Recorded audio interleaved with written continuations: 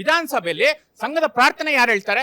ನಾನು ಶಾಖೆಗೆ ಹೋಗಿದ್ದೀನಿ ಅಂತ ಹೇಳ್ತಾರೆ. ಅವರು ಇವತ್ತಿನ ಕರ್ನಾಟಕ ರಾಜ್ಯದ ಉಪಮುಖ್ಯಮಂತ್ರಿಗಳು. ಹಾಗಿದ್ರೆ ಅವ್ರು ಯಾರು? ನಮ್ಮ ರಾಜ್ಯದ ಉಪಮುಖ್ಯಮಂತ್ರಿಗಳು ಸದಾ ವತ್ಸಲೆ ಆ ವಾಕ್ಯ ತಪ್ಪ ಹೇಳಿ ಹಂಗಾರೆ ಉಪಯೋಗಿಸಕ್ ತಪ್ಪ. ನಾನು ಪಕ್ಷದ ವಿಚಾರಕ್ಕೆ ಬರ್ತೀನಿ. ನೋಡಿ, ಹೇಳೋದು ಬಿಡೋದಿದ್ರದ್ದೆಲ್ಲ ನಮ್ಮಿರೋದು ಪಕ್ಷದ ವಿಚಾರಕ್ಕೆ ಬರ್ತೀನಿ. ಅನೇಕ ಮುಸ್ಲಿಂ ರಾಷ್ಟ್ರಗಳು ಇದೇ ಪಕ್ಷದ ಪ್ರಧಾನ ಮಂತ್ರಿಗಳಿಗೆ ಸನ್ಮಾನ ಮಾಡಿದ್ದಾರೆ. ಆ ರಾಷ್ಟ್ರದ ಅತ್ಯುನ್ನತ ಪ್ರಶಸ್ತಿನ ಕೊಟ್ಟಿದ್ದಾರೆ. ಈಗ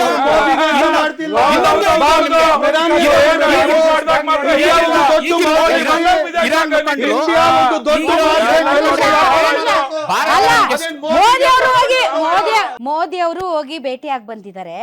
ಅಂದ ಮಾತ್ರಕ್ಕೆ ಅವರು ಪಾಕಿಸ್ತಾನದ ಏಜೆಂಟ್ ಅಂತ ಹೇಳಕ್ಕಾಗಲ್ಲ.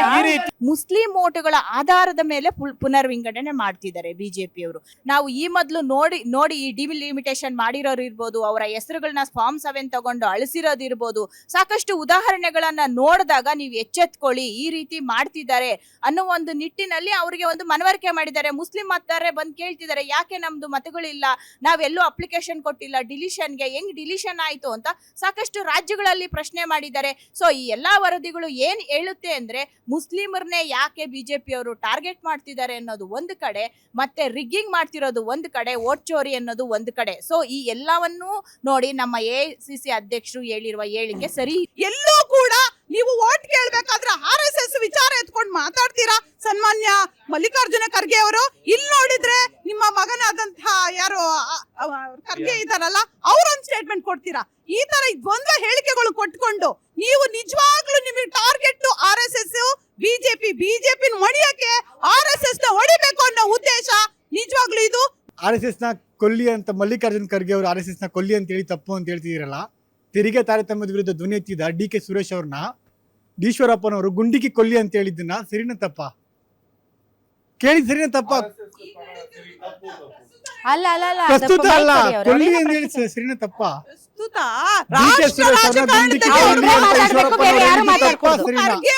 ನಮ್ಮ ನಾಡಿಗೆ ಆಗ್ತಿದ್ದ ದ್ರೋಹದ ವಿರುದ್ಧ, ನಮ್ಮ ನಾಡಿಗೆ ಆಗ್ತಿದ್ದ ತೆರಿಗೆ ಭಯೋತ್ಪಾದನೆ ವಿರುದ್ಧ ಧ್ವನಿ ಎತ್ತಿದ DK ಸುರೇಶ್ ಅವ್ರನ್ನ ಗುಂಡಿಗೆ ಕೊಲ್ಲಿ ಅಂತ ಹೇಳಿದ್ದು ಸರಿನಾ ತಪ್ಪ? ಈಶ್ವರಪ್ಪನವರು ಗುಂಡಿಗೆ ಕೊಲ್ಲಿ ಅಂತ ಹೇಳಿದ್ದು ಸರಿನಾ ತಪ್ಪ? ಟಾಪಿಕ್ ಮಾಡ್ತಿಲ್ಲ. ನಮ್ಮ ಅಧ್ಯಕ್ಷರು, ರಾಷ್ಟ್ರೀಯ ಅಧ್ಯಕ್ಷರು ವಿಷಯ ವ್ಯಕ್ತಪಡಿಸಿದ್ದಾರೆ. ಈಶ್ವರಪ್ಪ DK ಸುರೇಶ್ ಅವರ ಗುಂಡಿಗೆ ಕೊಲ್ಲಿ ಅಂತ ಹೇಳಿ ಸರಿನಾ ತಪ್ಪ?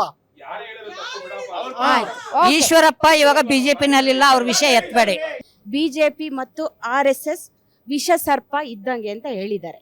ಅದು ದ್ವೇಷ ಭಾಷಣ ಅಲ್ವಾ? ಅದು ಅನ್ವಯ ಆಗಲ್ವಾ ಅಂತ ನೀವು ದ್ವೇಷ ಭಾಷಣ ಕಾಯ್ದೆ ಅಂತ ಕೊಟ್ಟಿದ್ದೀರಲ್ಲ, ಮಲ್ಲಿಕಾರ್ಜುನ್ ಖರ್ಗೆ ಅವರ ಈ ಸ್ಟೇಟ್ಮೆಂಟ್ ದ್ವೇಷ ಭಾಷಣ ಆಕ್ಟ್ ಅಲ್ಲಿ ಬರುತ್ತಾ ಬರಲ್ಲ? ನೋಡಿ, ಮಲ್ಲಿಕಾರ್ಜುನ್ ಖರ್ಗೆ ಆಲ್ರೆಡಿ ನಾನು ಆಗ್ಲೇ ಹೇಳಿದೆ, ಈ ಹೋಲಿಕೆಯನ್ನ ಅವರು ಕೂಡ ವಿಷಾದ ವ್ಯಕ್ತಪಡಿಸಿದ್ದಾರೆ. ಅಂದ್ರೆ ಬರುತ್ತೆ ಮೇಡಮ್, ಬರುತ್ತೆ ಬರುತ್ತೆ ಬರುತ್ತೆ ಬರುತ್ತೆ ಬರುತ್ತೆ ಬರಲ್ಲ, ಇದ್ರೊಳಗಡೆ ಬರಲ್ಲ, ಇದ್ರೊಳಗಡೆ ಏನೇ ಭಾಷಣ ಹೊಡಿಲಿ ಅದು ಬರುತ್ತೆ. ಅವರೇ ಡ್ರಾಫ್ಟ್ ಮಾಡಿರುವಂತ ಕಾನೂನಿನ ಪ್ರಕಾರ ಒಂದ್ ನಿಮಿಷ ಸರ್, ದ್ವೇಷ ಭಾಷಣ ಕಾಯ್ದೆಯಲ್ಲಿ ಅವರೇ ಡ್ರಾಫ್ಟ್ ಮಾಡಿರುವಂತ ಕಾನೂನಿನ ಪ್ರಕಾರ ಮಲ್ಲಿಕಾರ್ಜುನ್ ಖರ್ಗೆ ಅವರ ಹೇಳಿಕೆ ಈ ಕಾಯ್ದೆಯ ಒಳಗಡೆ ಬರುತ್ತೆ ಬರುತ್ತೆ ಬರುತ್ತೆ. 2024ರಲ್ಲಿ ಕಾಂಗ್ರೆಸ್ ಗವರ್ಮೆಂಟ್ ಕರ್ನಾಟಕದಲ್ಲಿ ಜಾರಿ ಆದಾಗ ಪ್ರಿಯಾಂಕ್ ಖರ್ಗೆ ಅವರು ಸ್ಟೇಟ್ಮೆಂಟ್ ಕೊಡ್ತಾರೆ. ನಿಮ್ಗೆಲ್ಲರಿಗೂ ಗೊತ್ತಿರುತ್ತೆ ಅದು.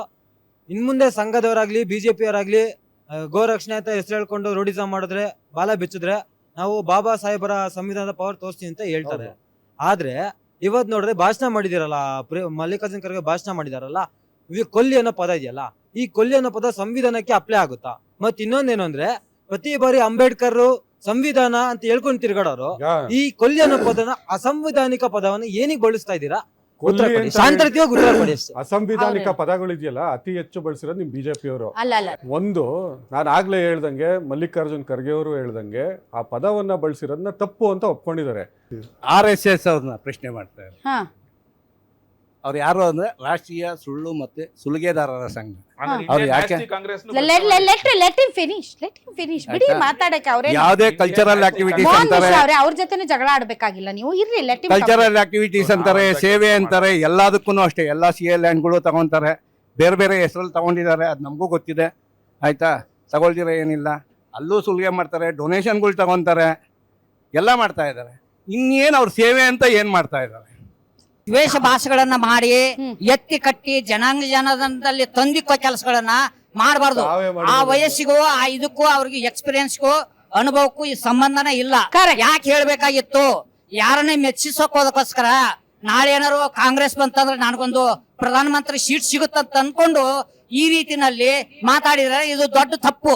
ಅಲ್ಲ ಸರ್, ಯಾವಾಗ್ಲೂ ನಮ್ಮ ಸರ್ ಮಾತಾಡಿದ್ರೆ ಅಂತಾನೆ ಹೇಳ್ತಾ ಇದ್ದೀರಲ್ಲ, ಬಟ್ ಯಾವಾಗ್ಲೂ ಹಿಂದೂ ಮುಸ್ಲಿಮು ಮತ್ತೆ ಹಿಂದೂ ಮುಸ್ಲಿಂ ಅದೇ ಜಗಳದಲ್ಲೇ ಮಾತಾಡ್ತಾ ಕುತ್ಕೊಂಡಿದ್ರೆ ಅದಕ್ಕೆ ಅವ್ರಿಗೆ ಬೇಜಾರಾಗಿ ಆ ತರ ಮಾತಾಡಿದ್ರೆ ವಸ್ತು